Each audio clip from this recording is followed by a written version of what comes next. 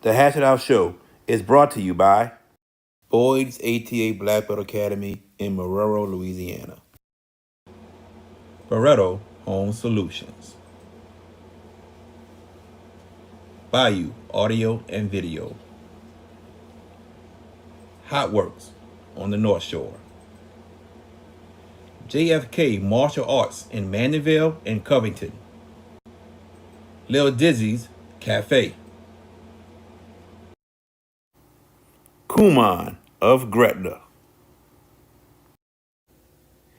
HBP Construction and Consulting. Moe's Pizza. Buck's Snow Whiz. CC's Children Blocks. The Pierre Family in Lafayette, Louisiana. Leo Auto Glass. The Juber Family in Lake Charles, Louisiana. Dat Kitchen Restaurant in Chalmette, Louisiana. CoSource Financial Group.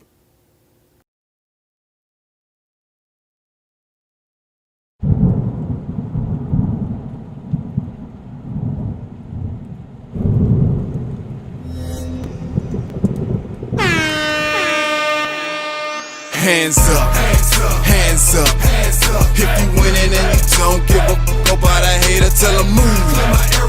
Move, move, move. Cause I'm winning, I'm winning, I'm winning. I'm winning, I'm winning, I'm winning. I'm winning, I'm winning, I'm winning. I'm winning, I'm winning, I'm winning. Hands up, hands up, hands up. If you winning and you don't give a fuck about a hater, tell them move. Move, move, move. Cause I'm winning, I'm winning, I'm winning. I'm winning, I'm winning, I'm winning. I'm winning, I'm winning, I'm winning. I'm winning, I'm winning, I'm winning. What's going on, everyone? Welcome to the Hash It Out Show. I'm your host, JB the Sports Guy, and I didn't get the memo that we supposed to be wearing some yellow shirts today. Look at them. Yellow shirts. Oh, look at them too. Big Birds! What up, Big Birds? Big Birds in the house. Big Birds in the house. What's up, Big Birds? Look at y'all. Yo, color coordinating, huh? I see y'all. Yellow shirts, Big Birds in the house. Yeah. I'm like this. You lucky. You heard me? Well, go ahead, bro. Go ahead, You lucky. This is a PG show. I would something right now, but we're not gonna do that. We're not doing that, BK. We're not gonna do that. Not at all. No, sir. You know what I'm saying?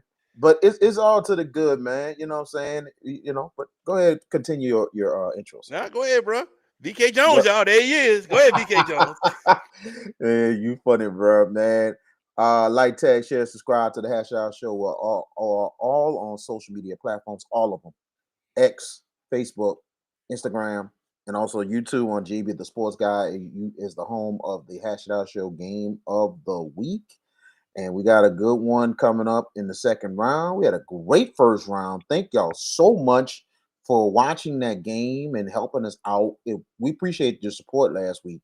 And, great weekend overall. Everybody in the state won and Alabama lost. So all is right in the world for one weekend. So all good. What up, George Peppers? What's up, Jared Boyd? And you slipping that Alabama loss in there, BK. I see where you're going with that. You see that, huh? I just I see it. I mean, Florida State doing any good? Oh, okay. Thought so. Just saying. Hey, man. Hey, for horses, sir. Why you side jeffing, bro? Because that ain't cool. I wasn't pointing at you. You ain't no Bama. I know you weren't. You were taking a zinger, and I just say, you know what? I gotta help my boy. Calm down, BK. I'm good. I'm good. He won't be in about an hour and a half, though. Watch and see, JB. I'm like this. Side jeffing for women. So there's you know what I'm Hold saying? on. Look, with that. There ain't no sign, Jeff, and it ain't that foolishness. First of all, welcome everyone. And I see the chat's already popping, so that's a good thing. And yeah, I also want, like VK, I want to echo a huge thank you to both Northside and LB Landry for allowing us to stream that game last Friday night. It was a scintillating affair, high theater, high drama. Um, and it was a great finish. And, credit Northside for how they won. And we'll talk about that game in a little bit. But some interesting results out of the first round of the playoffs. Very interesting. Some eye openers, really, too, when you look at some of those games. I think one, and when we get to the recap section, there's one I really want to point out because there's no way you could have told me not so much who won, but by the margin. And we'll talk about that later on. But JB, I know you said you wanted to talk about this appeals process with the redistricting and all that stuff, and I got some strong words about that too. Ooh. Mm. See, y'all see what happens when they wear the same color shirt? They start fussing with each other, man. Actually, this Oh is my not God. yellow. This is more greenish, like lime green It does than look a yellow. little neon, dude, instead of just yellow. To be honest It's with you. All neon. right. All right. See, All right. that man don't know color like we. He just mad at us, BK. Mm-hmm. There you go. All right, let's move on, guys. All right, so as you know, yesterday there was an appeal process that Mhm. happened in Baton Rouge, where some schools were appealing decisions of being moved into another district. And let me read it out to y'all right quick. Class C, Claiborne, Claiborne Christian, Johnson Bayou. Class B, Lacassine and Quitman. Class 1A, Ascension Episcopal, Cedar Creek, Central Private, East Iberville, Southern Lab, St. Edmund. Class 2A, Bazille, Calvary Baptist, The Auburn Woods, North Lake Christian, Welsh. Class 3A, Berwick, De Ritter GSO, Haynes, Pope John Paul II VB. I guess that means volleyball. That's what I'm guessing. Yeah. And okay, and West Feliciana. Um, Class 4A, Brobridge, Lafayette, Renaissance Charter, Turlings Catholic. Class 5A, Ascension in Livingston Parish, I guess. Um, Ben Not the Franklin. New Orleans one, huh? No, not the New Orleans one. They're saying Livingston, Okay. Ascension, and Livingston. Ben Franklin, GSO. I guess that's golf, soccer, and whatever O is. I don't know. Edna Carr, Chalmette, Jefferson Parish. Jefferson Parish. Y'all heard that, right? Okay. Mm-hmm. Natchitoches Central, SO/GSO, and Warren Easton. So I want to get into it first with the our area. I want to start with our area first. Okay. And I want to get into it. And I want to see the chats right quick. What's up, D boy? So let's start with Edna Carr appealing to be moved into the Jefferson Parish 10-5A district. Congrats to your son, D boy. Congratulations. Well deserved. Well deserved. So here we go. Edna Carr, guys, and we're going to start with them. Edna Carr wants the toughest competition there is, ladies and gentlemen, and that is the Catholic League. When they went up to 5A, they said they want to be in the Catholic League, and there they were. They've been there for 4 years straight. Tough competition on them. Tough competition for them. And that's what they want. They do not want to be moved into that Jefferson Parish district. And I don't mean any disrespect to those teams in there, but that district competition wise doesn't match up to the type of competition that there is in the Catholic League. And that's why Edna Carr wants to stay. There was a lot of rumblings about Edna Carr not making enough money, this and that, but boom, Edna Carr appealing to be moved. That tells you right there that Edna Carr wants to stay. Now, what shocked me was this: Warren Easton. I'm not shocked Warren Easton wants to move into the Jefferson Parish district. But Warren Easton went up there and also said, we approve being moved into the Jefferson Parish district, and we want Edna Carr moved as well with us. Now, that's crazy to speak for Edna Carr when Edna Carr then said, We don't want to move. But I get why Warren Easton did it. Warren Easton wants to keep the rivalry going with Edna Carr. They want to continue to play them every year. Because what happens is, if they split Warren Easton and Edna Carr into 9 districts, now they have to agree to play each other every year. Will Edna Carr do that? I don't know, because Warren Easton, the past couple years, has dipped down and wins VK. Just saying. So I don't know if Edna Carr would want to do that with them. Edna Carr may want to go out and get a Central, go get a West Monroe. They might want to get who else I could think of? Somebody good. Denham Springs or something. You never know. You never know. But Warren Easton said, no. Y'all gotta stay with us. If we leave, you gotta come with us. And then you go to Chalmette. You know what Chalmette said? Chalmette said, we don't want to go in the Catholic League. Let us stay right here. I'm shocked Chalmette didn't say put us back in the Jefferson Parish district, because they didn't want to leave that district 2 years ago. Chalmette wanted to stay in the Jefferson Parish district with those teams. So I'm shocked Chalmette didn't say that at all. But the Jefferson Parish district as a whole, VK and George Peppers, they said, hell no, we appeal Edna Carr and Warren Easton coming into our district. No. We appeal that. We don't want either one of them in our district. VK, your thoughts about this whole New Orleans area's chaos that's happening right now, and that we won't get a verdict until probably December or January? Well, first of all, this is unbelievable hearing all this stuff. And GB, y'all on lockstep to everything you're saying. Because I said the same thing about Easton. You're speaking for them?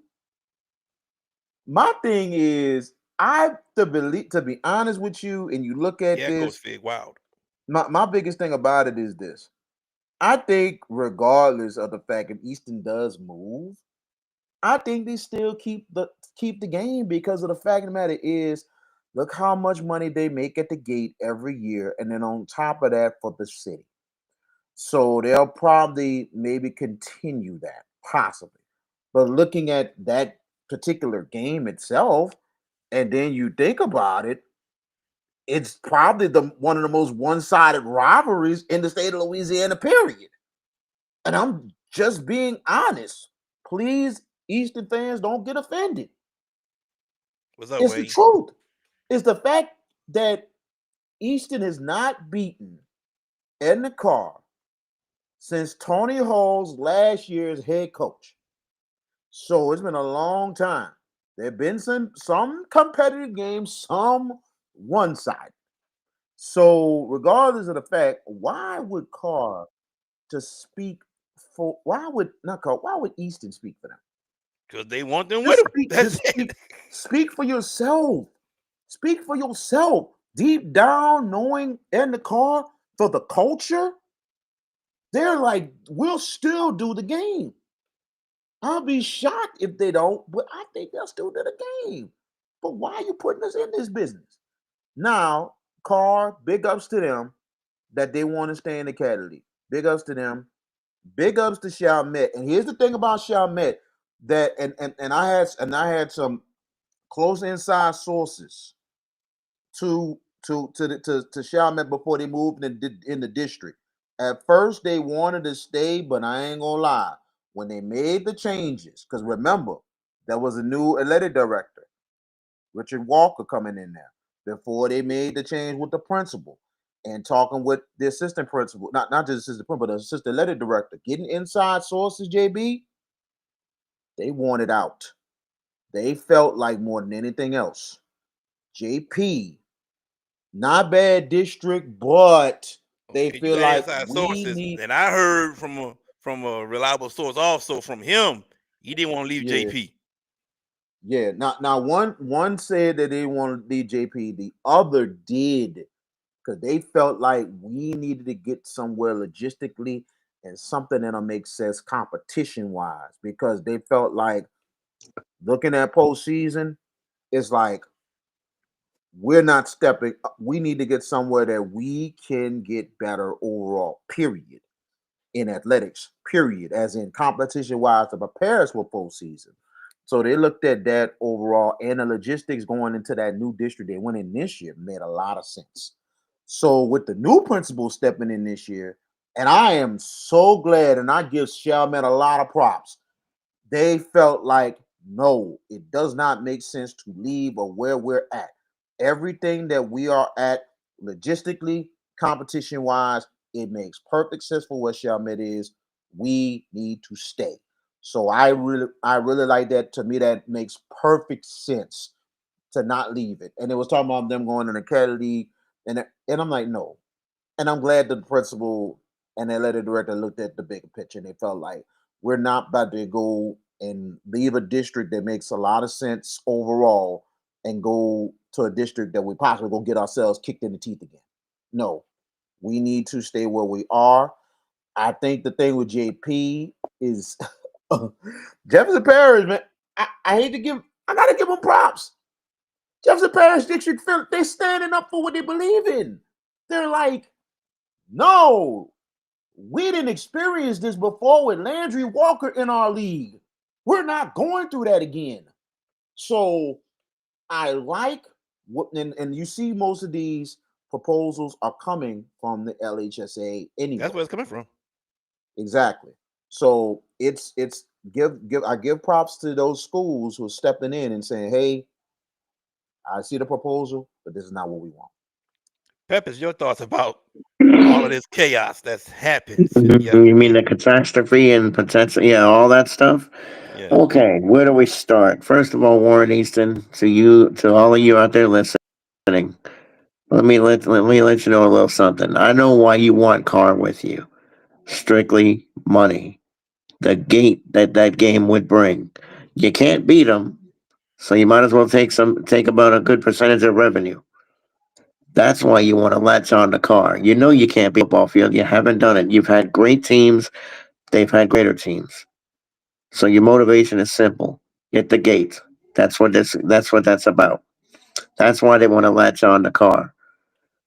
For Warren Easton, in the JP League, look, they've had a couple of lean years. The last 2 years, it's not automatic that they would bounce back and really succeed right away. You know, because when you look at the Bonneville Bruins, they're in the second round of these playoffs. They look like they might have some longevity with a young coach, hungry team, a team and you got to think John Ehret at some point is going to flip things around too. They finished with a 3-game winning streak, yeah, against the weaker teams of the district, but still, that's a program with a reputable coach that has a chance to turn things around. So I don't know if it's an automatic for Easton. For Edna Carr, why would you? I get why you want to stay in the Catholic League. 4 years in the league, one loss. One. That is total domination of a league that is renowned. One of the best leagues in the state, period, in football. And Carr has made absolute work of it, short work of it. They've dominated that league. Um, so to me, I don't think Carr needs to move. I think Warren Easton, you need to mind your own business. That's what I think Well, about y'all. You need to mind your own business, worry about your program because you guys have not been good the last 2 years and you haven't beaten in the car, but you want to latch onto them because, again, I talk about the gate. Y'all need to worry about y'all. Get your program right. You got a good coach in Jerry Phillips. You have talent. You have talent there. Fix that. And then we'll talk. If you go to JP, sure, you'll probably have a winning record, no doubt.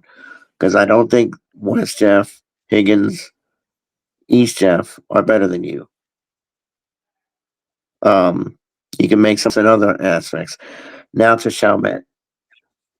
I'm glad y'all put in and said you don't want to move because, as VK mentioned eloquently, the logistics of them going to the Catholic League it's a suicide mission. They don't have I don't think they have the staying power to compete in the Catholic League. I don't think you're asking them to beat St. Augustine, John Curtis, Rummel, Brother Martin, Jesuit, Holy Cross, reputable teams, right? Really good teams, a lot of them have, you know, who missed it? Oh yeah, Warren Easton missed it this year, and Warren Easton. Chalmette would have a tough road to hoe in that league. But logistically, the league they're in now is a perfect setup. Now, did they take advantage of it this year? No, but circumstantially speaking, they've got staying power. They got a great coach in Jason Tucker. Um, I don't know who. I would love to ask who drew these districts up. That's who I want to know. What was the motivation for saying, "Hey, in the car, you've crushed the Catholic League. We'll put you in a league that you'll probably on paper dominate." Now, jokingly, I could say being an Eric alum, they don't want none of Eric, but I joked with you earlier, JB, about that. I made a joke, but in all seriousness, what's the motivation by the LHSAA to even consider the idea of Edna Carr getting out of a tough league to a league that, quite honestly, has been a little haphazard the last few years? And what is the motivation for moving Chalmette to the Catholic League? I'd love to know who made that idea, and I'm glad that Chalmette and Endicott are standing on all 10 to do what's right. Keep those two status quo. Easton, if you want to go to JP, great, great, you do that. And there's other schools around the state that are going to probably have the same, you know, answer of whatnot. But at the end of the day, I prefer status quo, especially in the cases of Carr and Chalmette. Stay put. You don't need to move in the LHSA. Listen, heed the words of those schools. Don't go against their wishes. Let them have what they want. And this thing about Warren Easton's not going to play Carr every year. Yeah, they will. Every year. I'm Yeah, telling you. they will. I'm telling I you. think I'm telling you, GP. I think it's Garrett. Look, JB, it's a renowned rivalry. Granted, it's been one-sided. I don't think Bryce Brown would have a problem playing Easton. And in their mind, it's like, oh, we beat these guys every year, so let's do it again. That's their thought process. Well, let But that me get game here would right be an quick. automatic. Let me get it, GP, right quick. Let me get in here. Go ahead, my dude. So to answer your first statement, you said they need to mind their business. I see where you're coming from with that in the mind of business. Mm-hmm. I understand it. But when you look at it and you look at it with Carr stays and we get moved out, the possibility of us still playing Carr diminishes. It diminishes. It really How does. much so? It does because this is why I say that. This is why I say that. Mm-hmm. Is it possible they could still schedule each other? It is. It is, and I'm not going to deny that. I'm not going to deny that. Mm-hmm. But you Right. look at Edna Carr right now. Edna Carr is a national powerhouse ranked team now, and they may be looking to play a national powerhouse every year now, which may knock out games with maybe Easton or maybe 35. Those two are considered main rivals, 35 and Easton. So that's what Easton is looking at. Like the chance of not playing them may not happen. So we need to fight, and we got to fight to keep them with us. So that's what they're doing. So they saying if we move, we want them with us. I don't know which way the LHSA is going to go, but we'll see what happens with that. So I understand your point of the mind of business. I get it. I do get what you're saying, but I see their side also of wanting to keep them with them so they can continue to play every Mm-hmm. year. I mean, some people made some good points like the gate money and all that good stuff. I want to answer my boy question right here. If both Carr and Easton go, what schools will replace them? And also, was Carr and Easton time in the Catholic League just a short-term lease, and then it would be moved again? To answer the first part of that question, the school that was going to replace both of them was Chalmette. That's it. They were putting in one team, Chalmette. We'll see what happens with that. Was it a short-term lease with both of them? Carr 4 years, Easton 2 years right now. I don't know. I always had in the back of my mind that those two teams wouldn't stay in the Catholic League, just due to the fact that they're two magnet/charter schools that was put there. So I don't know, but we've had Chalmette in it many years ago, and then we've had Carr and Easton. So we'll see what happens with that. Um, Let me see. Jocks Boudreaux. We got a lot of chat, guys. Give me a second. No. He says bring Shaw back one day. It's happening. It's their goal to be back. Trust me. It's not that they're running. They're not. It's still building up. What you call it? Student Enrollment. enrollment. Yep. Enrollment. Yep. I don't think nobody is running. I don't think nobody's running big time because the fact of the matter is, come on, people gotta build. Programs got to build, schools got to build to get to that level, and that's just what it is. And you know, there's some schools will go to that certain place, and some is gonna have to go back down, and that's just what it is. That's been the part of the state for a long, long time. But at the same, like I said, there's one school I said that some people say they should go back in Cali, but they're not, and I don't blame them for not going back because of how much success the school and the program has became. You stick to what got you to the dance and stick with it. Don't let it break. That's just what it is. Peppers. I mean, I've made a lot of points, and then you mentioned Shaw. You know, people are mentioning Shaw in the comments. They're not quite there yet. Can they compete? Maybe. But then you look at the two games against Undercardis last year. These last 2 years, they haven't been close. And if that's the measuring stick, Shaw's got a ways to go against other Catholic League teams. Rummel shut y'all out this year. You beat them last year. Was it last year you beat them? 2 years ago. 20, 2 years ago. 2023. 2 years ago. Okay. So they're on a 2-game streak. You have not played Jesuit. You play St. Aug Jamboree. in the Jamboree the last 2 years. And yes, it's a Jamboree, but Augs really handled their business against Shaw. So is Shaw a Catholic League contender? Not yet. I think they need to build up the enrollment, the build up the program some more. I mean, they're in great hands. Obviously, it's the legend Hank Tierney with them. But and we'll find out. I want to say they're going to do this. I don't think they'll do it before the classic. Well, The I heard Superdome I Classic. heard December, so it could be before or after the classic, one of the two. I heard it's probably around the week of semifinals. Semifinal week. Early December. So final week. But the question I have is, what would benefit Carr to go out? And I don't know where they're ranked now in the top 25 in the USA today. The USA is top 25. I haven't really seen. I know they're still undefeated. I want to say they were 8th Top or 10. something like that. I know they're top 10. I thought I saw 8th, 9th, something like that. Don't know where they're at now. And they have become that team, that powerhouse. They're this millennium's John Curtis, this millennium's Evangel, that have sustained success and won a lot. That's what Endicott has built themselves to be. And to move to Jefferson Parish would amount to just absolute lunacy. And no disrespect intended to those programs, but do you honestly think any of those teams could stand on the same field with Carr for 48 minutes right now? No. No, it's been proven. Look at the power. All you need to see is the PowerPoints differential between Carr and the Catholic League compared to the JP League.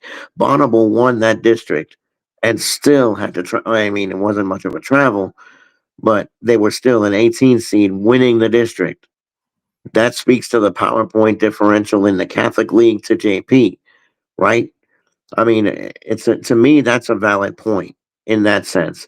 Now, Bonneville goes on the road this week, but we'll see what happens.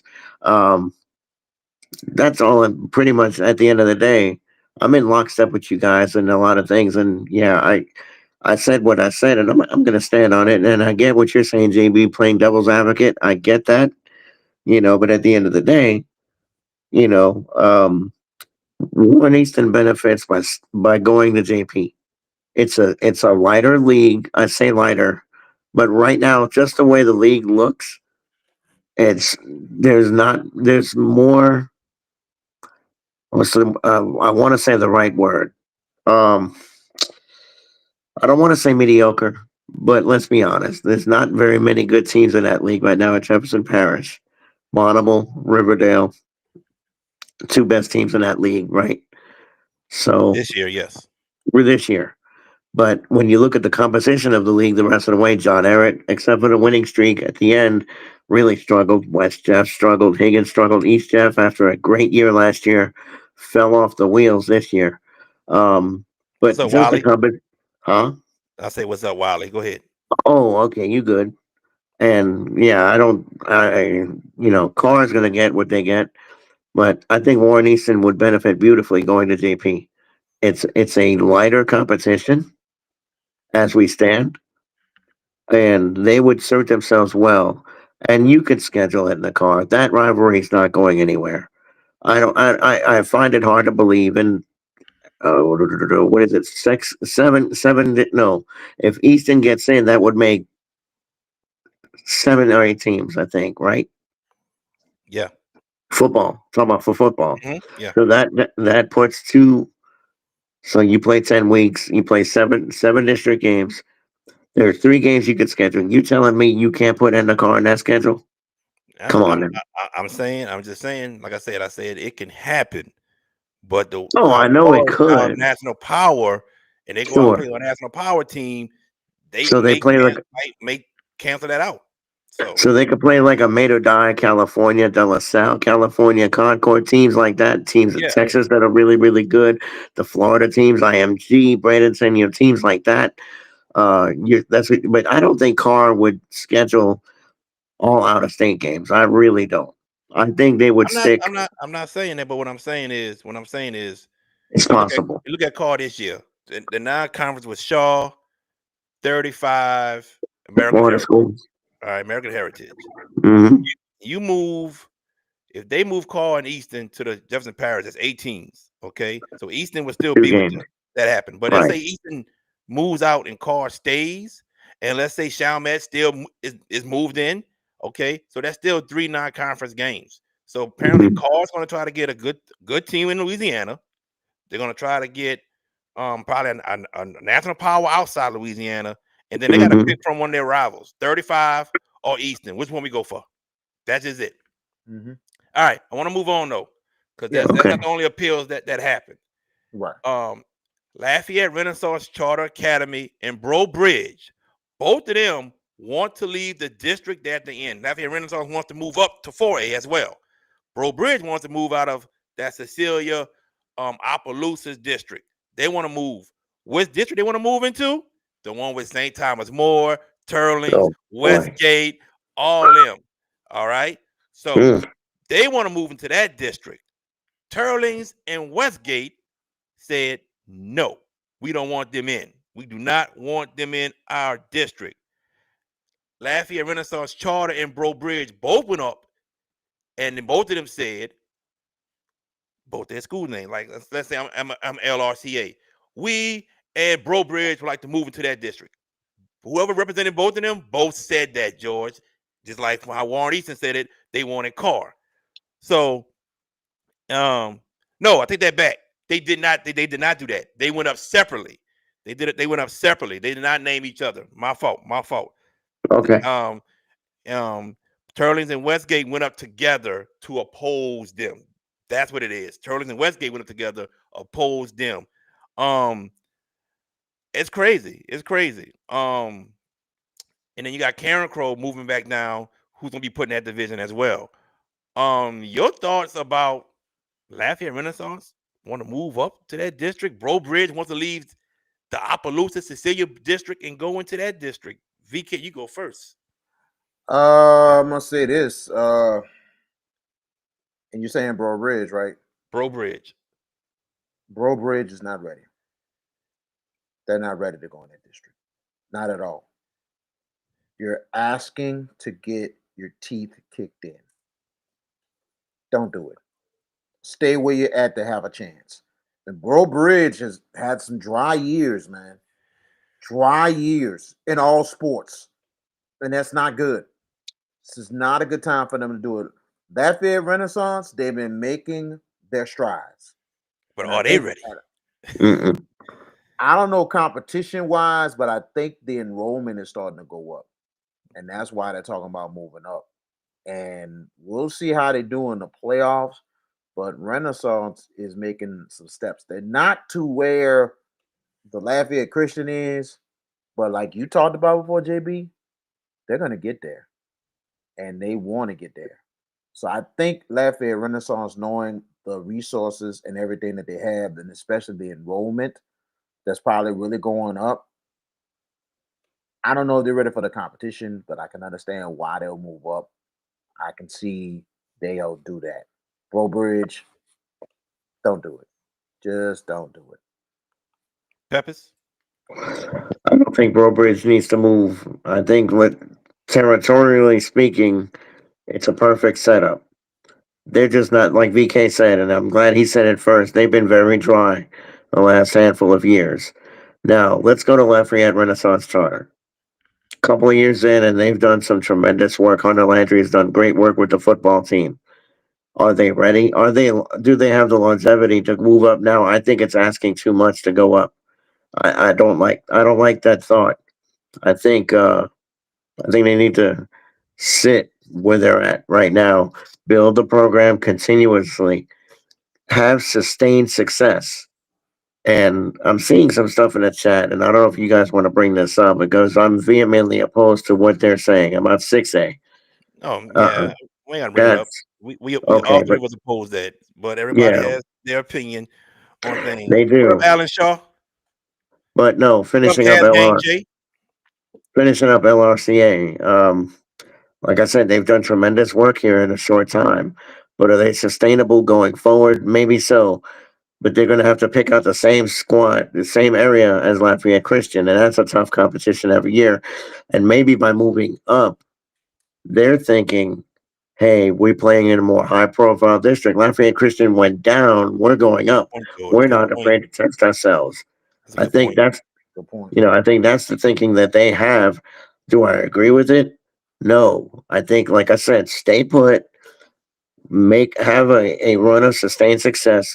Your team has a chance to make a deep run in these playoffs. They're in the second round. They had to bye. They have a chance to really make waves, right? So stay put. I don't like, and Turlings and Westgate, you said opposed Bridge. You know why they did that. That's an easy answer. It's all about the PowerPoints. And Bridge ain't giving you what you need to get to sustain a high seed, with all due respect. That program, again, as VK mentioned, they've been dry. Do I want to play them when I can play somebody better and score maximum power points? That's what their thinking is, and I 100% agree with those two schools. Did they go together? You said they didn't, right? Turlings and Westgate went up together. Bridge Okay, and LRCA went up separately. I got you. Okay, that's understood. So, okay, point made. But there you go. All right.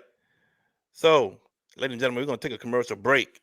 When we come back, we'll recap some of the week 1 games that happened this past weekend. Y'all stay tuned. Don't go nowhere. This is the Hash It Out Show. What's up, everybody? Me and VK Jones had to come to Little Dizzy's.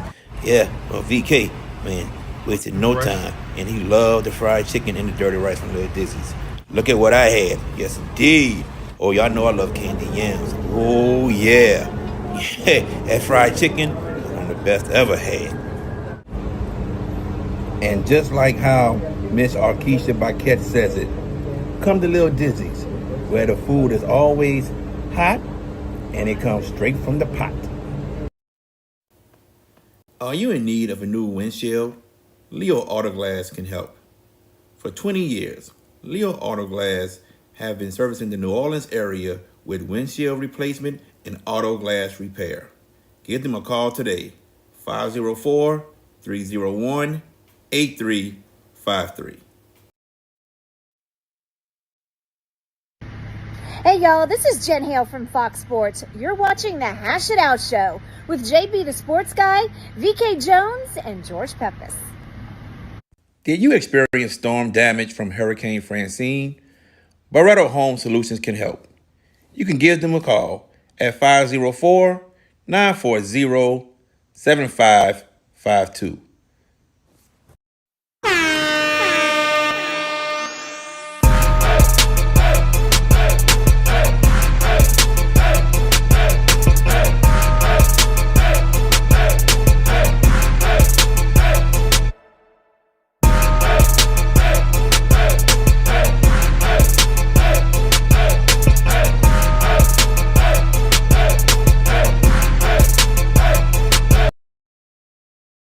And welcome back to the Hash It Out Show. I'm JB the Sports Guy with VK Jones and George Peppers. The Hash It Out Show game of the week this Friday night. The number 3 seed Bell Chase Cardinals will host the number 19 seed Opelousas Tigers.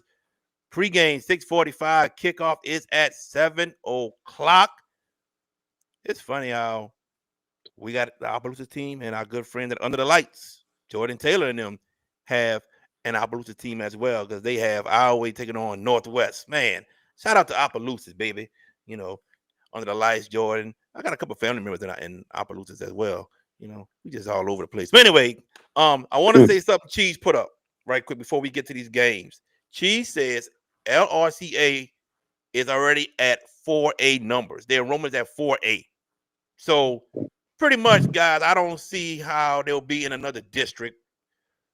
I think they'll be in that district with St. Thomas More and them. They got the numbers. They're right there in Lafayette. I mean, it's like Charlotte John Everett. They are hop, skip, and a jump from each other. So I think they'll be in that district with them. Let's see what we got also in the chat. Chat is popping tonight. Can I say something right quick, JB? Look at this. Yes, sir.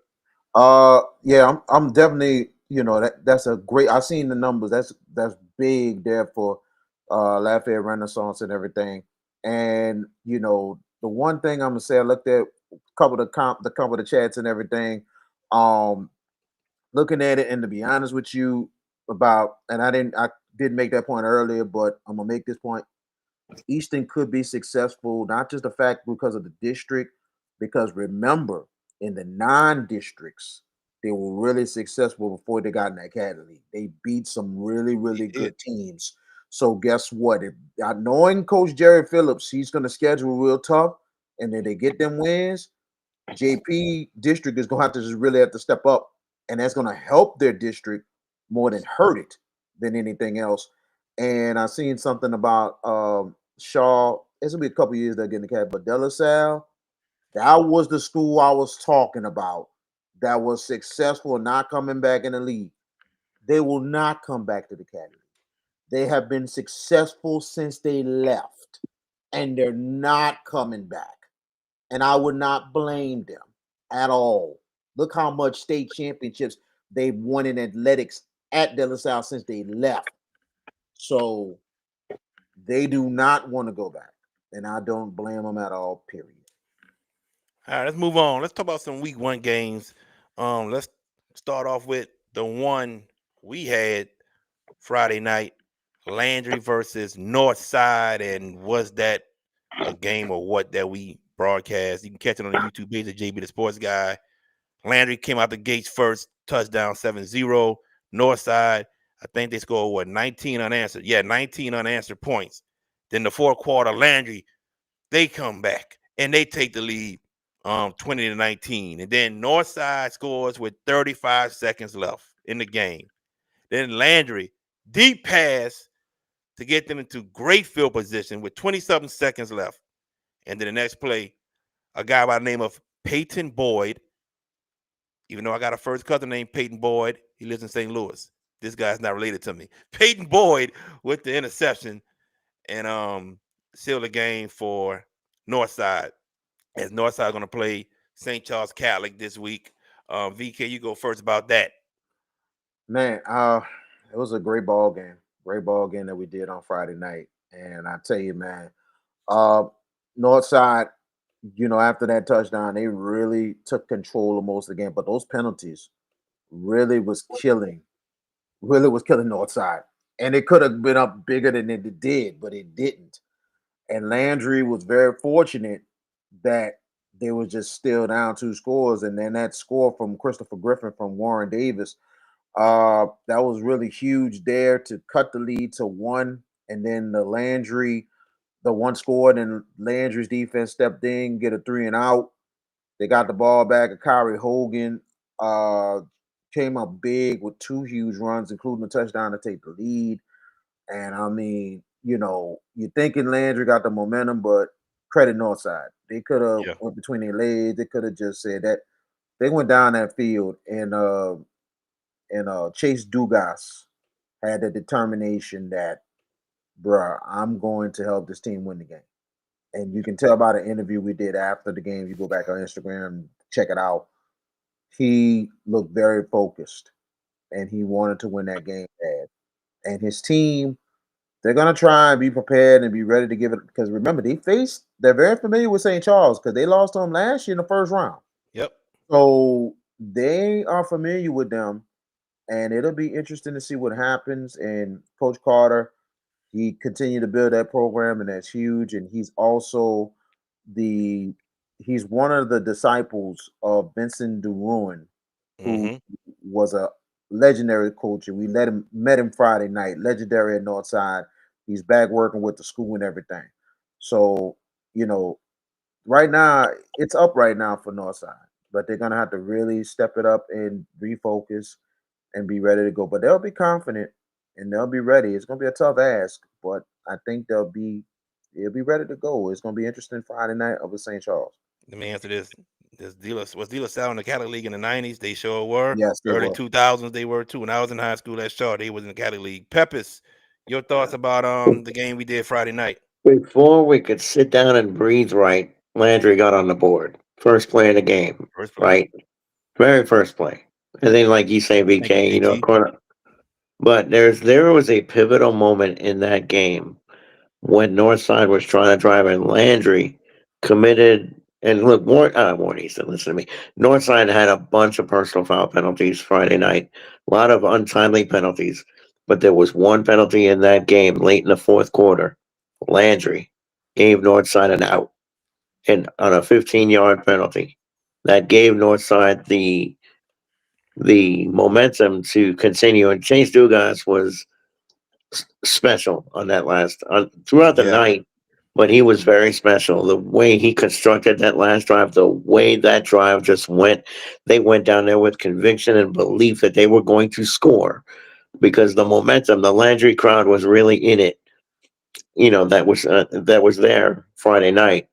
Um, once they got the lead, I got to thinking, I said, maybe just maybe they pull this off and maybe the right team wins. I'm not saying the right or the wrong team won or lost or anything like that because Northside committed a boatload of penalties Friday night.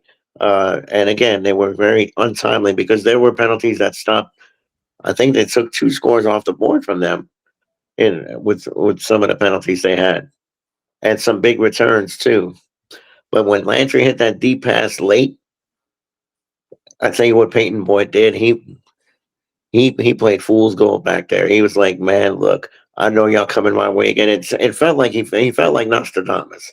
But the thing is, The great they went deep so many times, so it's like right, it's kind of and like that they're gonna throw deep again. well, and you still had the one timeout in your hip pocket, Landry. You still had the one stoppage of the clock in your hip pocket. So why not? And I said this on the broadcast that all three of us were saying it at some point. Chunk plays, chunk plays, chunk plays. That doesn't have to be air it out and gun it 50, 40, 50 yards. No, pick up chunk yardage. It works. If you're able to create space, and their guys were able to get space with short plays, but when they went deep, what happened, JB? Those guys were playing center field back there most of the night. Now, there was a couple of lapses in that game where uh, Northside kind of went to sleep defensively, and Landry was able to take advantage. But for the most part, I thought the game plan, especially in crunch time, was a little too predictable. Like, we're just going to sling it deep instead of, picking up chunk yardage and Now, now, moving the football. What's now, that? when you look at it, like with 20 something seconds left and the clock running and everything, you know, Hmm. not. I'm saying here's the thing: 20 something seconds, one timeout. The thing is, you got to get to the end zone. Yep. The thing was, the deep pass on the right side was obvious. The thing was why you did not read it and try to go maybe to the other side or Check go it. with a Check deep off. or go with Yeah, a deep I'm slant. looking for an out route to get A out of deep bounds, slant. get That closer. that too. exactly. That too. I'm talking about a deep out or at least a deep slant. A deep slant to get closer, call the timeout or get out of bounds because you got 25 seconds. So my And you're on thing, a not 35-yard line, right? yeah. So I'm saying not nothing short. You got to get something good, 10, 15 slant, try to get out of bounds or get the first down. You got to get something a little bit on the long side, nothing short, because you got 25 seconds to go. So the thing is, you got to go a little big, but find a way to observe the clock too. But when they went to the right, it was too obvious because while you're going on and saying, what would have been Peyton good? Boyd just cheated that way. He Thank just you. cheated that way. Not what would have been good if Davis would have looked to the right, pump fake, go the other way. Somebody would have been open. Somebody would have been open. He'd be pump fake and go the other way. Because I'm like, okay, they reading. You pump fake, somebody gonna be open on middle or side. You And know. there were, I'm sorry, BK. Go ahead, JB. There were a handful of plays where Landry was slinging it deep. Remember the guys in the middle? There were like one or two guys wide open. Yes. Wide open. There were nobody. There was more grass than people where they were. If all Davis has to do is check down, sling it over the gut, up the gut, you got two dudes, and they could create space, and they created enough space to get open. They could have picked up the yard, whatever yardage they needed to, instead of taking the unnecessary chance of going deep. Again, it was a very spirited comeback by Northside, considering the adversity that they fell behind after seemingly having control of that game, where Landry exploded and got two scores to go in front. Credit Coach Carter for keeping his kids in the game and in the post game. Uh, he really laid it out there. He talked about his team's resilience and courage. Heck of an effort. First time in the playoffs since 2022. First playoff win. What was it, JB? I think he mentioned it to us. I He forgot. mentioned it. In I think he said 15 years. 2015. 2015. 15. 15. So 10 years. So now they go to St. Charles Friday night. We'll talk about that game tomorrow night when we make our picks for round two. Uh, it's like VK said, it's a tough ask, but you know what? They're still playing this week. So what happens 48 minutes, over 48 minutes? We don't know. I mean, we could forecast it and predict it and everything else, but we don't know. I mean, perception is not always reality. Let's move on this week. Let's move on to the next topic. Can Northside challenge this week? They got momentum going forward. I hope they can. St. Charles, good running team. They can stop the run. The Northside got a good chance. Offensively, Chase Dugas. Look. St. Charles got a good defense. I am scripting up something to where I use Chase as a decoy, like running and have him pull back, throw passes, something. Because that's a good defense, man. You gotta put up a good offensive game plan to Mix it beat up. this defense. Yeah. Let's move on right quick, guys, to another game that was here Saturday night. Carver defeating Livingston 24-17. Your thoughts on that, Mr. Peppers? You go first. That was a spirited battle, wasn't it? And Yep. finally, Coach Figueroa gets the proverbial monkey off his back. Not having been able to beat Livingston the last few times they played them, but they get the better of them this time in a very competitive affair, 24-17. Now Carver has a date in round two. Livingston, look, y'all have had a good run here with Coach Francois. They've done well, but Yeah. Carver was a little better on the night. Winning by only a touchdown, and that was always going to be a close game. I don't think anybody with a semblance of football knowledge could tell you, well, one team's going to blow the other team out. No, sir. That game was always going to be a airtight coin flip type of a game, and it turned out exactly that. Um, but you know what? Congratulations to Coach Figueroa and George Watson and Carver. They move on. And Livingston, we'll see y'all next year. And look, y'all have a good program. Y'all have a good thing going. Yep. Continue to build, continue to work, and the just rewards will come for you. Yeah, Coach Francois has done a marvelous job Yes. in his staff for Livingston. Jason Holmes, we'll tell you about that tomorrow. East Feliciana and Faraday. We'll tell you about that tomorrow. That won't be on today's show, but tomorrow, come on No. back and you'll see it. VK, your thoughts about Carver and Livingston? What a ball game! What a ball game! What a ball game it was. I was one of the people that picked Livingston to win, but at the same time, give credit to Coach Fig, and he worked under Francois, and for him to get that win, that playoff win, and everything, He looks very, very happy. Coach Figueroa just really continues to work hard, hits the pavement for his team, and shows a lot of love and a lot of passion for that program. And he was like, "Why not us? Why not us at Coffer, D Coffer?" So you gotta love the interview he did, and he's very confident in his team. And we'll see what happens this week if they can step it up another notch in that second round game. I know it's a big X, but I know Carver is really tough. And he's gonna have them boys ready to play. But what a ball game it was on Saturday, a tight one. And for the Carver to get that payback, get it done, and to advance to the second round, big ups to Carver, especially after all they had to overcome in the last about 3 to 4 years with that program. And now they're trying to get back on the map more than anything else.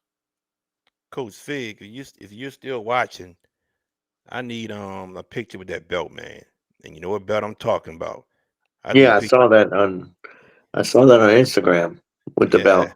yeah. I need a And picture with that belt. they play Vanderbilt Catholic this week, y'all. Hey, That, I ain't gonna lie to you. I like their chances. I like their they won't chances. disgrace themselves, that's for They, sure.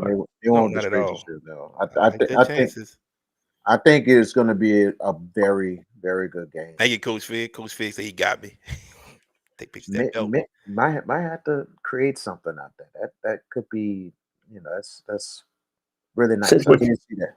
hold on. Didn't Since My see we're that. guy, talking about my belts, guy, Coach Sprunk. What up, baby? Coach Sprunk in the building. I see you, baby. Coach I'll Spunk, see you. I'll see you Friday night, bro.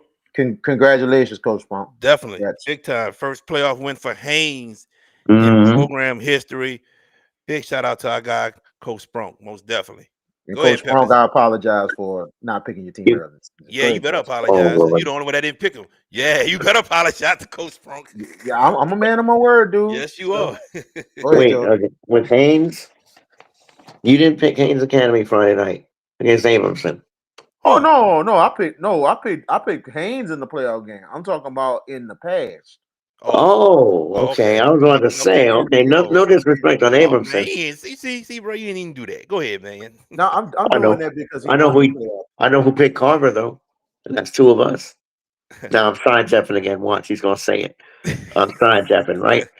Hey, Coach But Sprunk says Coach Sprunk says we all make mistakes. VK, don't worry. LOL. hey, go ahead, Coach. I did pick y'all It's last all to week. the good. But no, I was gonna say, since we're talking about belts, we need to make one and pull it together and like a championship belt. To like picks championships and all that stuff. And I'm not saying one size fits all, but on one belt what we carry around. And I know this is 3 years in, but we need to make a championship belt for ourselves. Mm, okay. Just a thought. Yeah, put the money up. Let's do it. Let VJ do that. You got that? All right, moving on, man. I'm messing with him. Moving on. All right. So let's talk about this. De La Salle, right quick, guys. De La Salle Mhm. went on the road to play Episcopal, got the win. There are a lot of people saying De La Salle got a good chance to get to the dome. Um, your thoughts right now about De La Salle, VK Jones? I think De La Salle, when you look at their side of the bracket, and there's gonna be a big ass going on the road against Notre Dame. I think they got a shot Friday night.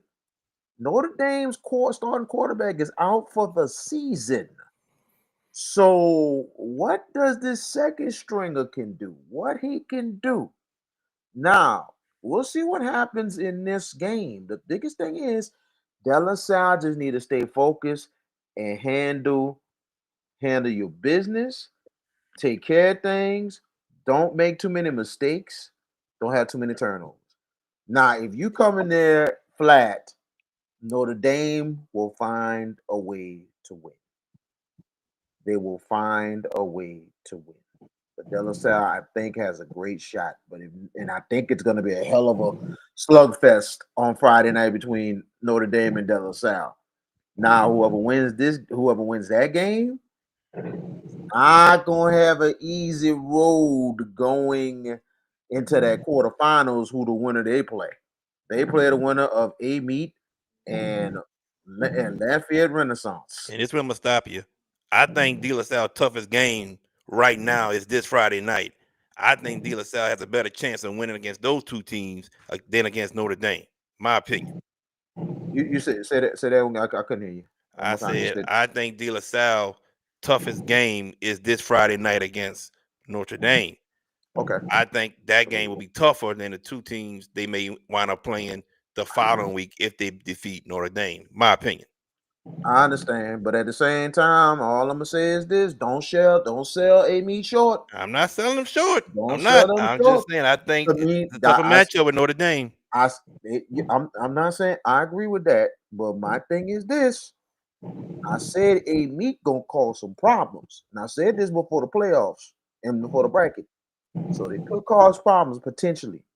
Just saying, but De La Salle does have a great chance Friday, and that is going to be a tough game, especially going on the road at Notre Dame and Crowley. Peppers. You make some valid points, VK, about Notre Dame's quarterback being out. But lest we remember, that is one of the more intimidating atmospheres to play at Notre Dame. And Lewis Cook has won a gazillion, not a gazillion, but a boatload of playoff games and has been in its moment. De La Salle have had some spotty runs, won a couple of playoff games here and there. Uh, did make a run, I want to say, to the quarters when they lost at West Jeff. Remember, what was it, about 3, 4 years ago? They lost it in the Lafayette quarters Christian. to Lafayette Christian. Lafayette Christian. Came down to Memphis and hung, I think, 60 or They hung 63 or they something. hung 70, but the game was like tied going into 70. fourth 70, quarter. 70 to It was. 55 Right. was the But, final. and I'm of the opinion if De La Salle can pass Notre Dame, with all due respect to Hunter Landry and Zephaniah Powell, I think De La Salle would have more than a puncher's chance in that quarterfinal, even though they'd have to travel again. That's the part that would be the tough ask.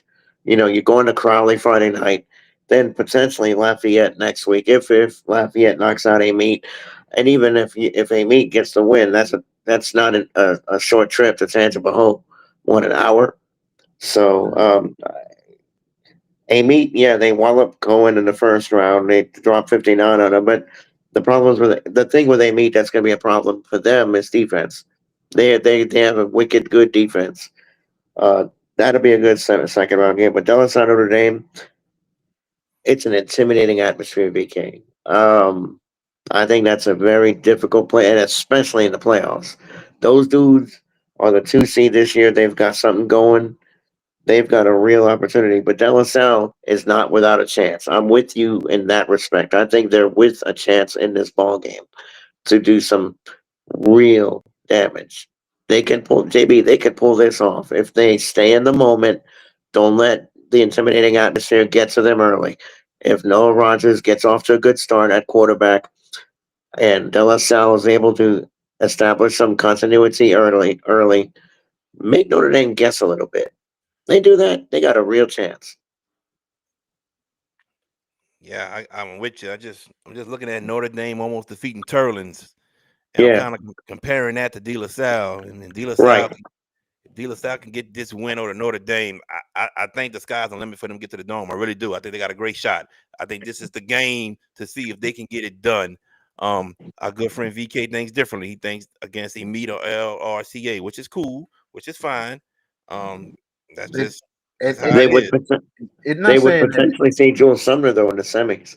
exactly, and they got to go up there to Jules Sumner. Which Jules Sumner, the thing about that, De La Salle, you look at the matchups. If De La Salle some way somehow gets to the semis and plays Jules Sumner, that will be the tough one. Because here's the thing: Jules Sumner has been deep in the playoffs before, and that experience. Now they're in the semis, hosting at a chance at a dome. De La Salle has not been there in a while. De La Salle presents. They got a great shot, but at the same time, that trip back up is not going to be easy because Jules Sumner wants this thing bad. They have built for that moment, but we're gonna see what happens. I do, like I said, I do like De La Salle's chances going forward, but it ain't gonna be easy. Just not. All right, let's do some more week 2 playoff previews right quick. Hornville gotta go to Shreveport. They gotta take that trip up I-49 to Shreveport, Louisiana to play Parkway. I picked Covington to beat Parkway last week, and it just came apart going into the fourth quarter. Hornville goes up there, and we all know that Shreveport District, except Evangel, take Evangel out now because they had some good defense this year. Those teams struggle defensively. Hornville got Celestine at running back, Landon Teague throwing to Benny Nakin, and I forget my other guy name, number 5, I think his name is wide receiver. They got those guys to throw to. That's first team all district wide receivers right there. Kevin Singleton. Kevin Singleton. Singleton, yeah. All right. So I think Hornville will be able to score. The question is Hornville's defense. We've seen these past couple weeks against Destrehan, Malachi Dabney 42 yards rushing. And then against Slidell, the running back had over 100-something yards, and the quarterback threw over 200-something yards. Can Hornville's defense get it together and make stops on Parkway to win that game? I like their chances. We'll see who I pick tomorrow. But if Hornville could do that, get these stops, you can see Hornville in the quarterfinals, maybe, VK Jones. Yeah, I can see where you're coming from with that. And also the defensive improvement. You got to also put out you said Evangel, you also got to put out Captain Shreve. What they did at Hammond last week was freaking criminal. Their defense held Hammond to 20 points. That's unbelievable. But regardless of the fact, Parkway, they have a really good offense. Defensively is a question mark. Hornville has weapons. Hornville has an opportunity. The biggest thing is you don't want to have the resurgence of what happened when you was at home in 2012 against Parkway, the resurgence of a Brandon Harris. You don't want that to happen with the quarterback. Always got somebody beating Hornville all the time, man. You just can't stick to saying if they do that. You don't want this. 2012. Oh, we baptized them the year after they won. You always do this to Hornville. I'm not trying to do it. I'm putting facts on the table. You want me to lie? I'm putting facts on the table. Come on, man. This is almost a similar situation. You got a good quarterback at Parkway that can throw the ball and play good offense. The thing is, what happened? This Hornville defense hardly stopping people. Same situation. That's why I put it on the table. Come on, man. We can't lie. Sometimes when we go to the past in the wheel, sometimes you have to put the facts on the table what it is. It's probably gonna change this time. And I really think Hornville has a shot. They have a great shot of winning that game. You know what I'm saying? But I'm just saying. What Hornville did to you, man? Hornville ain't did nothing to me. Hornville is the most respectable. Is it because they purple and gold too? Is that what it is? No. Like I said, I put that send off thing behind me, but it's a fact. What you going to lie? That? You see it, Kenny? Y'all starting to see it too, man. Man, look at Shelby. Bye, VK. See, Shelby Hornville. Bye. See, see. Look at Tasha. Tasha laughing about it. Look. All I'm gonna tell you is this, man. I'm just putting facts on the table because this is a similar situation. Hash it out, Shaq. Hash it out, Shaq. I know about Shaq. Yeah, you think I don't know about that? Man, Hornville has a great chance this week. They just got to stay on their toes defensively. They have to make the stops when they need to make the stops if they're going to win the game. Because I'm saying that because you don't want to see that scenario again. That's why I'm saying that. We've seen that scenario before. We don't want to see that scenario again. If you're a Hornville fan, you don't want to see that scenario again. You want to go out and win it. But Hornville is road warriors because they have won on the road a lot in these it's been a while, but they've done it before. And I think the last big road playoff win was at Acadiana. And JB, you was there for that one. I was not there for that one. Somebody was streaming it from the sidelines, and I was watching it. And they went for 2 points, and how Puka went left on a toss sweep, and the whole defense went that way, and he cut it back, right back to the middle, and dove to win that game. I was watching it. I wasn't there. I was there when they went there years ago in the semifinals against Acadiana, and Acadiana whooped them. I was there for that one. Oh, okay. All right, Gotcha. Peppers, your thoughts about Hornville and Parkway, right quick. Before I say anything about that, I just want to let everybody know that's in the chat that I'm going to say this. If Hornville gets to the Superdome and y'all look for VK, I'm not gonna be nowhere near him since y'all gonna have Venom. He done already slaughtered y'all twice. So love you, VK. But if them dudes are looking for you, they gonna be looking with club rocks or whatever or sticks or what. Dog, they're not bringing no illegal stuff in there. They gonna bring some stuff. They gonna find you. Maybe a stink bomb or two. I don't know. But Join the no. As party, far as the DJ. game, what's that? I telling DJ join the party. He feel like Jolson. Join the party. Go right ahead, big boy. Now, here's the thing I have that concerns me with Haunville, JB, and I know you got close ties with them, and I love that program. I have mad respect for them. That defense is trending the wrong way, though. The last two outs, Destran and Slidell, those are prolific offenses, but I don't like defenses that trend the wrong way, and especially when you play off an offense as proficient as Parkway. The trip in and of itself is going to be extremely tough. That's a 6 Oh, geez. The Oh, football guy said, "Get him out of here." Jesus. the sniper Football rifle. guy said, "Get him out of here." He coming back though. He coming back. Look at Shelby Boy say, "VK better be in that box." We would chant his name in student section. Go ahead, George. We got you, bro. I know, dude. But what I was saying is that again, I don't know why I got cut off. I just said retry. I was like, oh wow. You good? Go ahead, So man. I don't know. I know. Um, I said the defense was trending in the wrong direction, and to play a Parkway offense that could score with rapidity the way they do, it's a tough ask. One to go up there. That's a 6 hour drive. Well, maybe a little longer. Um, and then having to play over there. And I'm not going to say Parkway's not intimidating, but Parkway's defense is a haggard defense too. They don't stop many people. It's the common theme of teams up in Shreveport. So I think this is going to be another track meet kind of game like Hahnville was with Slidell last Friday night. You know, a Slidell offense that was legit all year long. Congratulations on the year they had. Yeah, they came up short, but we'll see what happens. I think this is a high scoring kind of game. I think tempo wise, I think what Hahnville will want to do is kind of rein it in a little bit.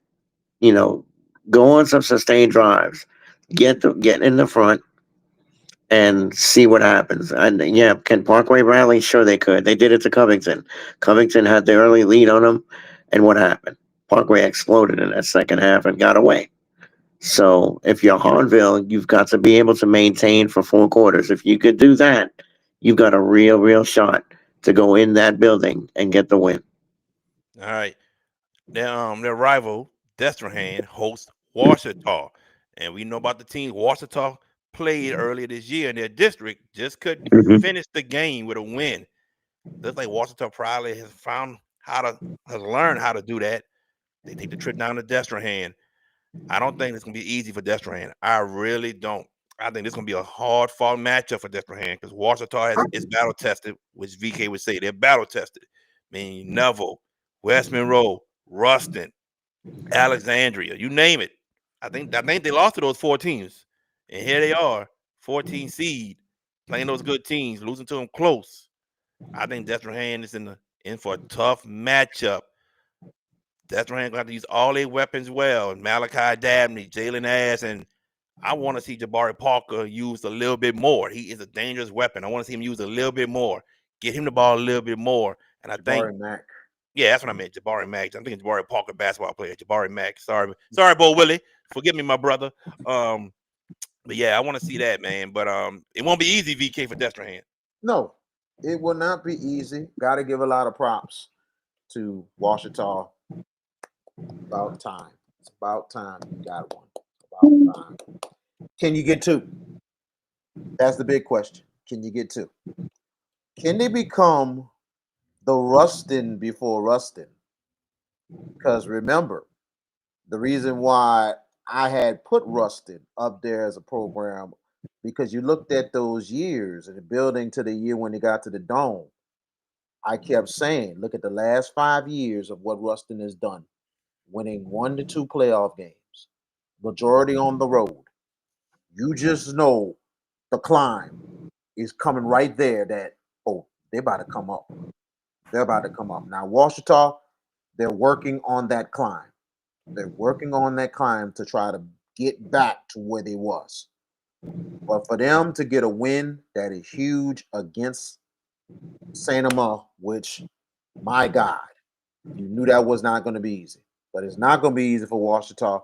They do have a shot. They got to really, really play good ball. And they're going to have the wherewithal like they did Friday night to finish the game. And that's the most important thing to do.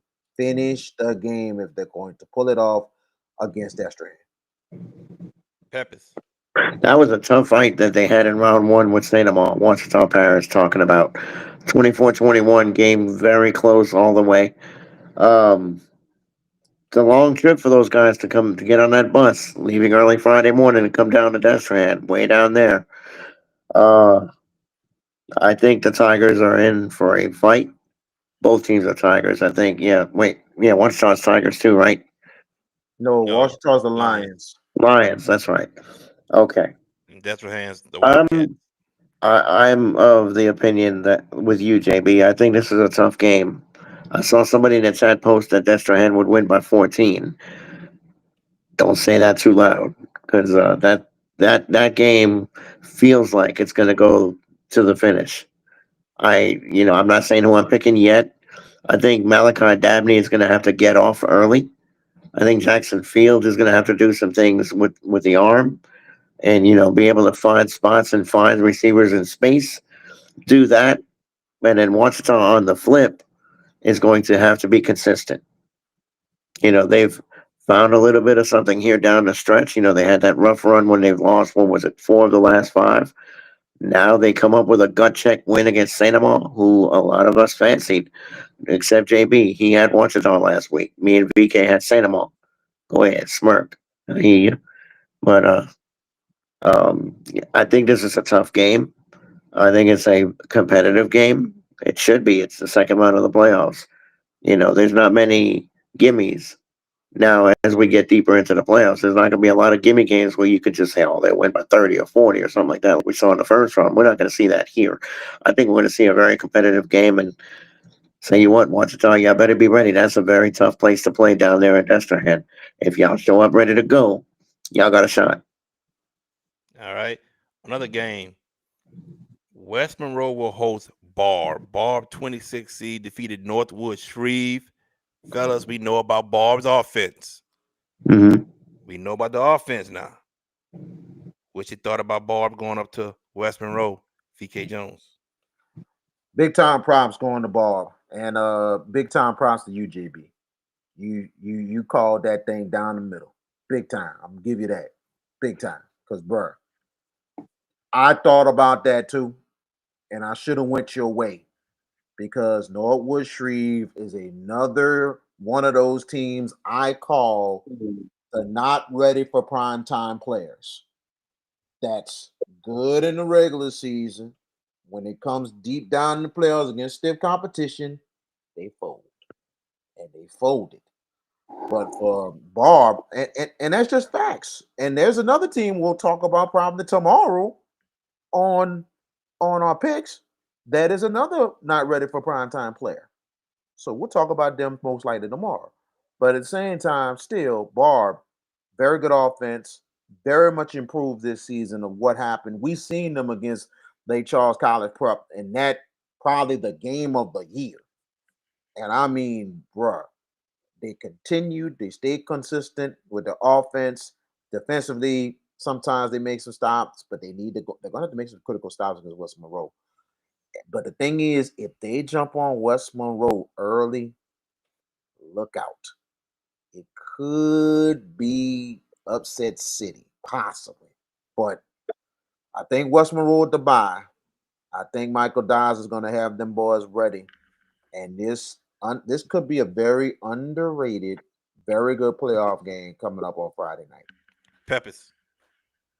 West Monroe dominated South Lafourche last week, 49-21 to get here.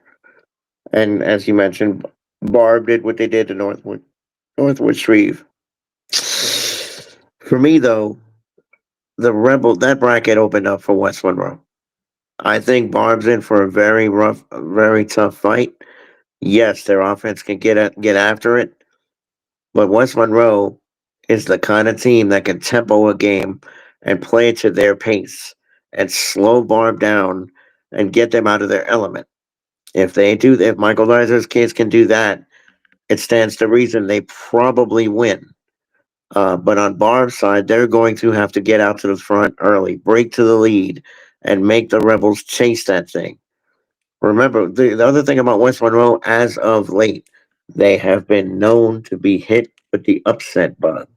They have lost as a top seed. Remember, that was it Denham Springs, or I think it was a few years back, that put them out. Somebody in the middles put them out. And West Monroe by how much? 21. Jesus, Troy. Wow. Okay. I don't know about that.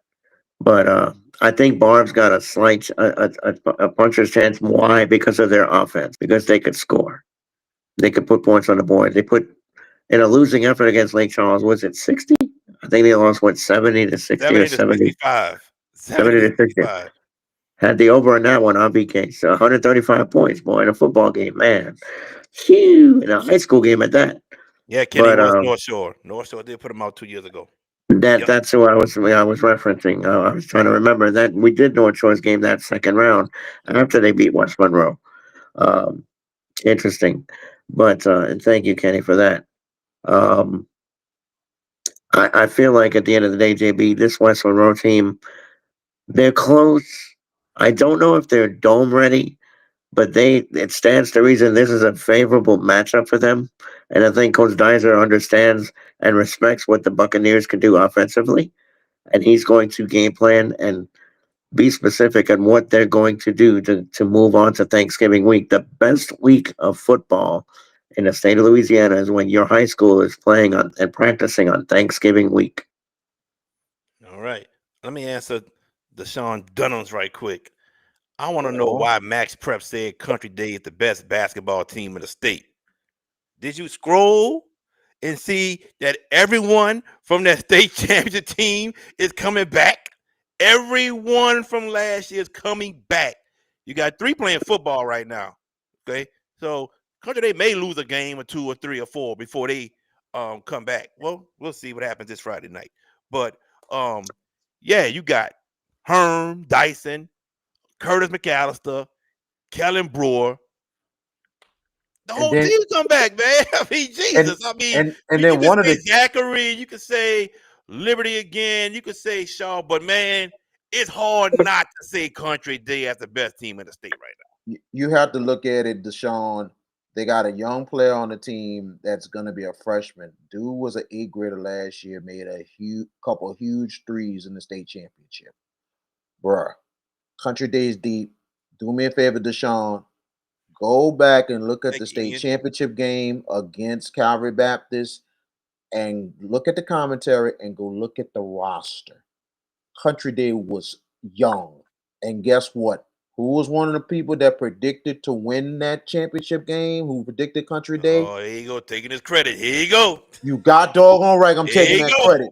I was I Mhm. was actually the only one that picked Country Day to win. Because Country Day, and I looked at their schedule, they played tough teams and they played them real tough. And I'm like, bruh, they're gonna step their game up. And what they did in that second half was tremendous against Calvary. So go back and look at the game. And I get your question, but bruh, Country Day is some dogs, man. They're dogs. D boy. All right. I want to go to one more game and we're gonna shut it down for the night. Yes, And sir. then tomorrow, we got our guests and then we'll do our picks for the rest. Um, Madison Prep and John F. Kennedy, ladies and gentlemen. A matchup a lot of people have talked about seeing, and now it's happening. It's happening earlier than what y'all want to see it happen, but it's happening. John F. Kennedy defense going to have to make many stops. Many stops. The offense, they got to come together now, big time. And they can't wait till the second half to try to come back. They got to start early. Kennedy defense gotta be hitting on all cylinders. It's good defense. This is gonna be the best team they played all year. The best team they played all year. And they gotta get stops many times. I ain't saying 2 or 3. You got to get more than that, and your offense got to get rolling. Peppers, your thoughts? Oof. I mean, if this was Kennedy from last year, this is a salivating matchup with that offense that they had last year with Derrinsburg, James Evans, and all that speed back there. Defensively, they're still a good defense. And Linares Page, I got the maddest respect for you, bro. I think you're one of the best coaches in the state.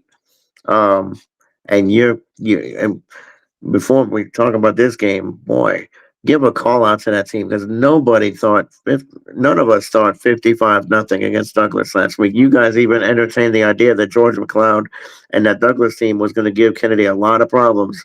It didn't happen, shockingly. That's the one result that shocked me this weekend. Not that Kennedy won this past weekend. Not that Kennedy won. It's the manner in which they won. This challenge is tenfold, though, guys. Madison Prep is a monster at home, and Kennedy's got to go up there. It's a matchup that people are looking forward to because they want to see what Kennedy's defense does against them offensively. But Kennedy's offense, as you said, JB, the button's got to go on now. That switch has to be full on.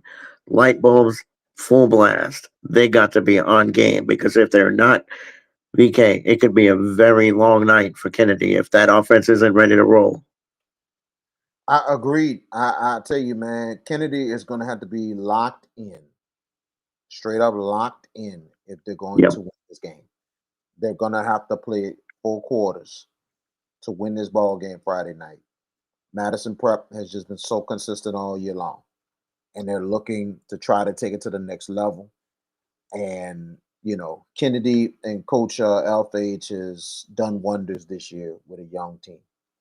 Now, Kennedy next season is going to be something to be dealt with next year. Defensively, they lose a lot defensively next season. That's the question next year. It'll be the flip from this The year. flip.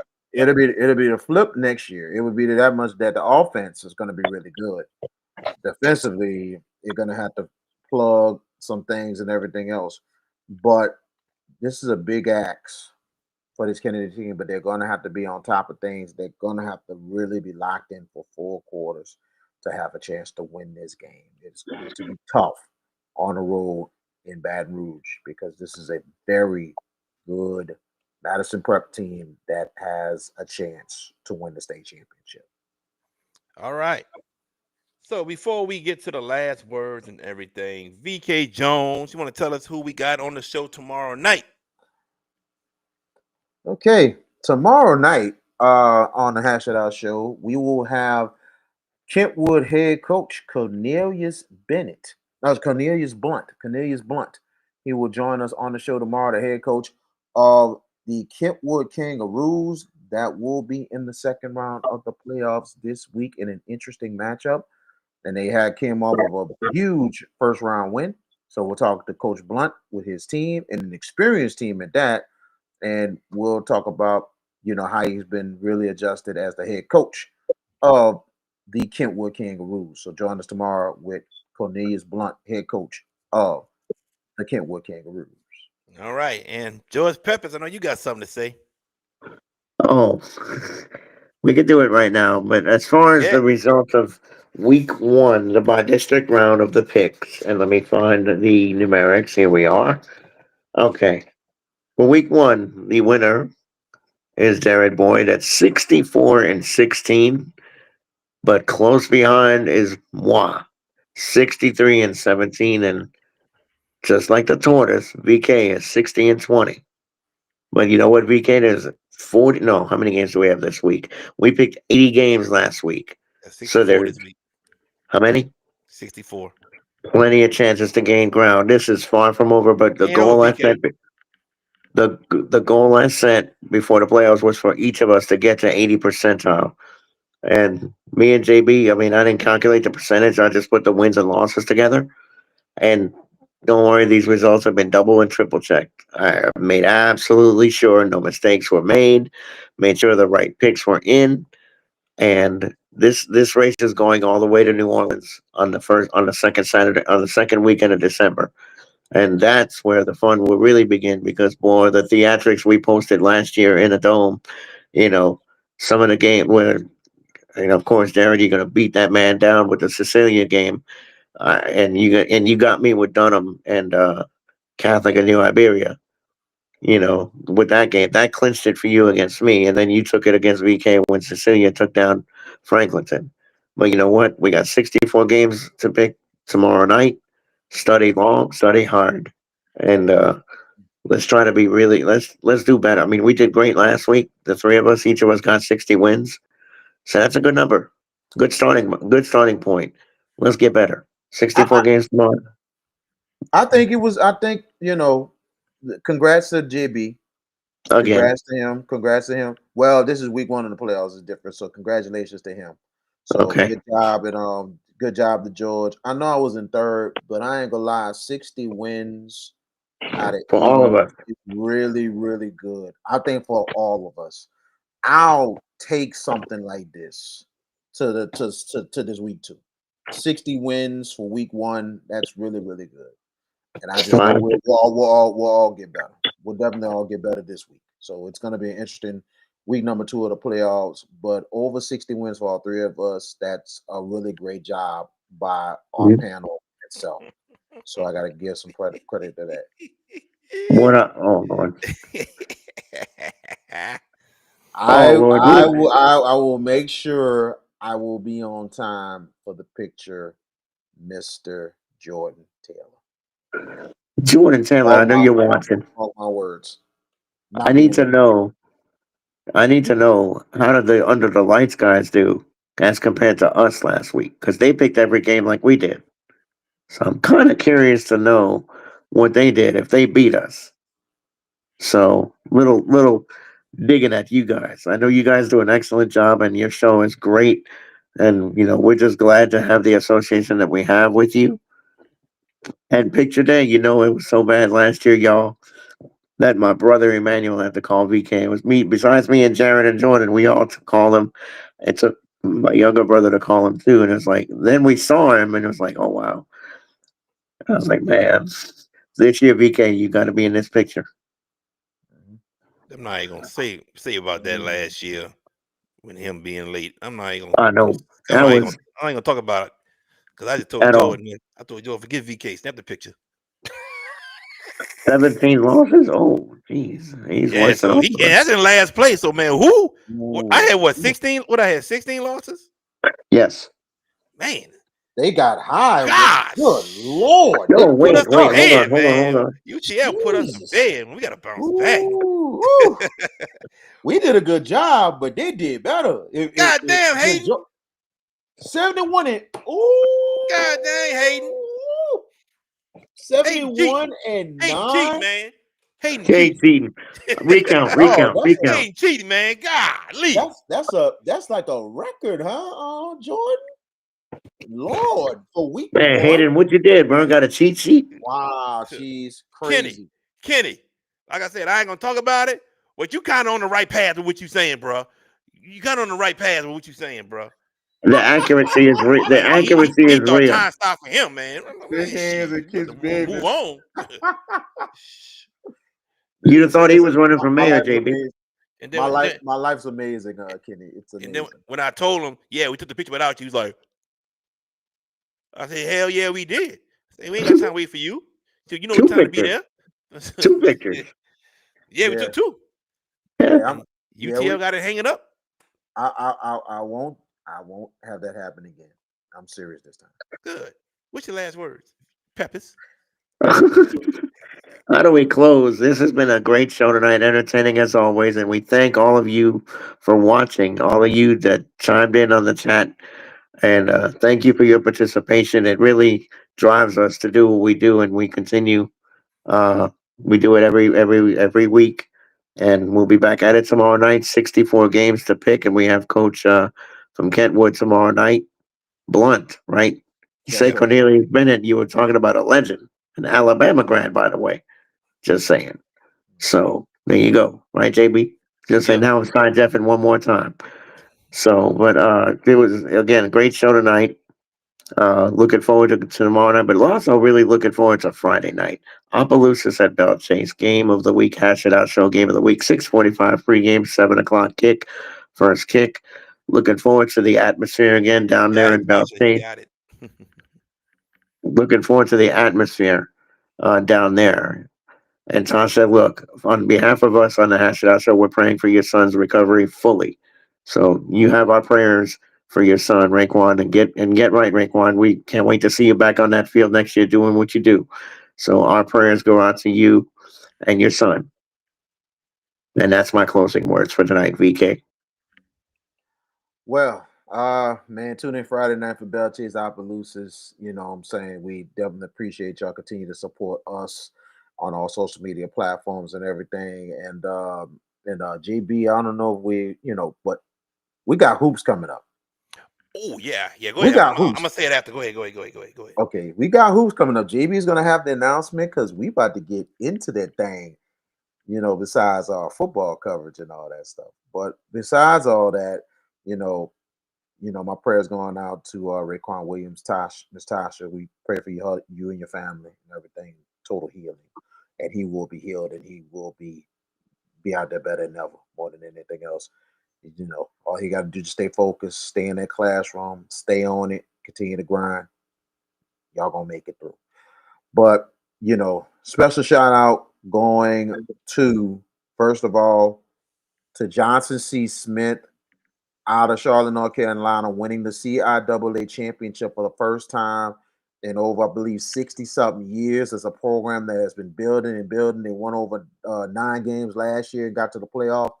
This year, they won the CIAA, and they're going, I believe, that the Division II playoffs that they're going now with an automatic bid. So, congratulations to Johnson C. Smith. And it's shining a light a bit on the HBCUs, man. So, that is big. And the MEAC championship is going to go down in a wire between South Carolina State and possibly one of the biggest turnarounds in the nation, Delaware State, and Coach Deshaun Jackson. The winner takes all. So, wow, it's going to come down to that. But finally, my shout out going out to Frank Wilson. Congratulations getting your first win at LSU. His family was on the field and everything after the ball game and all that stuff. And also he dedicated that win to Shan Williams, who was buried last week. He was actually there for the service and everything, speaking at the service and all that stuff. So, but a lot of stuff Frank has went through. Great recruiter, great man overall, and also a Purple Knight as well. But big shout out to him. Congratulations on your win. And regardless of the fact, I'm hoping he stays at LSU if he doesn't become a head coach, but hopefully it opens up to other bigger and better things for him. All right. Before we go, VK mentioned in basketball. I am waiting on one thing, and I'll probably get it tomorrow. I didn't get it tonight, but they said it will be good. The Hornville Invitational is Monday, Tuesday, and Wednesday. And as of right now, and we're waiting for the okay from the AD, but the way it looks, we will be streaming the games on Monday and Wednesday. VK, did Easton and Eric get back with you yet? On Eric's side, we're good. Okay. Just waiting on Easton's side. All right. So Monday and Wednesday, we'll be streaming those games. Won't be able to do it Tuesday, but Monday and Wednesday, we'll be at Hornville, the Hornville Invitational basketball streaming all of those games on Monday and Wednesday. And I think on Monday it starts at 4:00, and I think Wednesday starts at 2:30. So we'll be there to stream those games, bringing basketball to you. We tried to get a basketball game for Thursday, but we couldn't get it. But we got you Monday and Wednesday. Some good teams. We just said Easton, John Everett. We got Landry. We have Hornville, of course. We have Carver in it. John Curtis. And we got John Curtis. Yes, John Curtis as well. A big time contender for the Prairieville. Cat League Championship. Yeah, so we got some good teams in that. So we'll bring that to you Monday and Wednesday. Just waiting on one thing from Hornville. That's it. But pretty much they said we'll be able to do that. With that being said, ladies and gentlemen, that is it for tonight. Thank y'all for tuning in. We appreciate it. We'll see you tomorrow at 7:00, same time, with Coach Cornelius Blunt from Kentwood. VK Jones and George Peppers, I am JB the Sports Guy. See y'all tomorrow. Y'all take care. At Bayou AV Security, we are your one-stop shop for all your needs, whether it's enhancing your home entertainment system, securing your property, ensuring a seamless internet connection, or illuminating your outdoor spaces. We've got you covered. Bayou AV Security, where technology meets reliability. Call us today to experience the Bayou difference. JFK Martial Arts offers a wide variety of martial arts programs for kids, teens, and adults as they empower lives through martial arts. Please give them a call at 985-266-0664 and don't forget to ask about their 1 week free special. Bucks Know Wiz was the place to go as a kid growing up to get snowballs. As an adult now, it is still the place to go.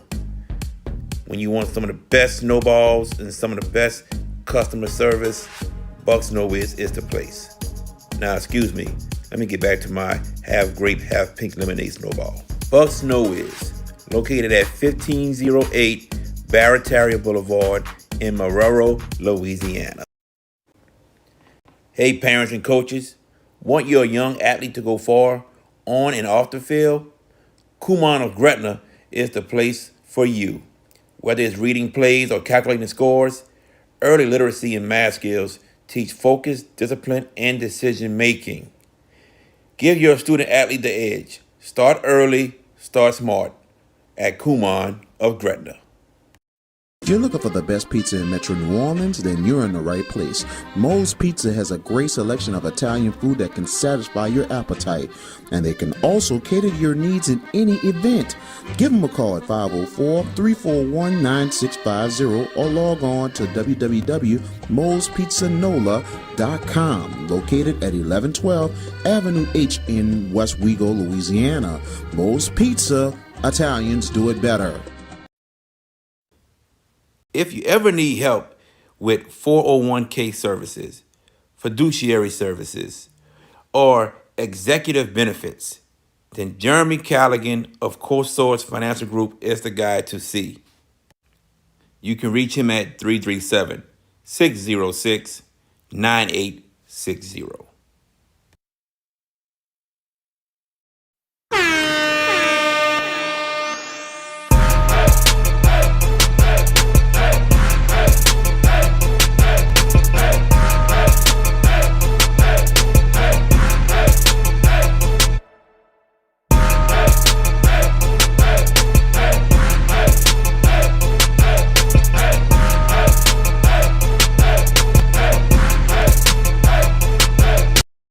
Hi, my name is Micah Higgins, head boys basketball coach at Bonneville High, and you're watching the Hash It Out Show. Go Bruins!